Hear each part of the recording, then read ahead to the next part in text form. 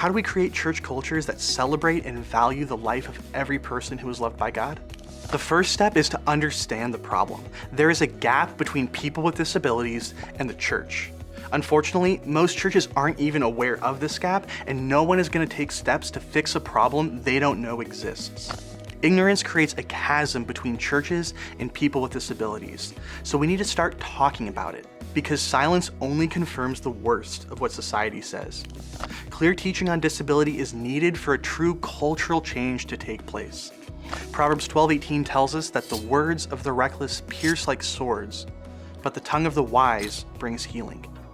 Careless words can be damaging, but careful words can restore hearts and heal hurts. The way disability is spoken about by church leadership will inevitably shape the thoughts and beliefs of the congregation. Silence, as we've already seen, will allow other voices to shape a congregation's beliefs about people with disabilities.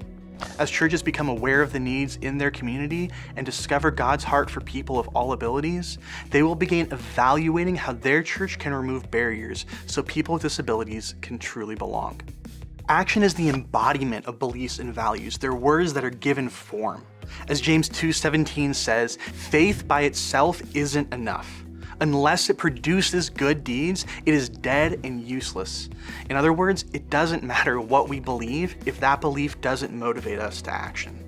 A church that believes everyone needs to hear the good news of Christ, but doesn't take steps towards removing barriers that keep people with disabilities from fully belonging, has stopped short of living useful faith. Right belief is necessary, but right belief always leads to action.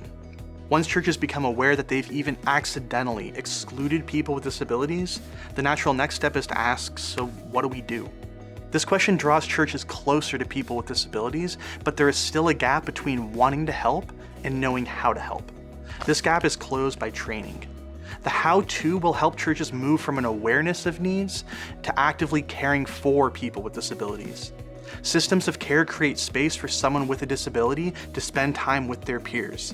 They're invited to do what everyone else does in the same space everyone else does it.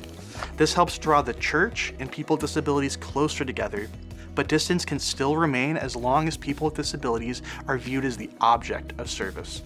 As long as we serve them, there's still a gap. But this gap is narrowed even further as friendships begin to develop. Friendships close the gap on a personal level, but the final step comes when a church is able to provide people with disabilities opportunities to contribute to the ministry of the church. Then there is no longer any distinction between people with disabilities and their typical peers.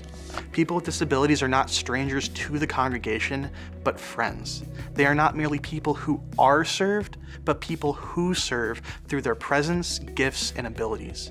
When our churches inadvertently exclude people with disabilities, they're not just narrowing the scope of the Great Commission. They're missing out on the gifts that people with disabilities bring. 1 Corinthians 12 tells us that our bodies have many parts, and God has put each part just where He wants it. There are many parts, but only one body.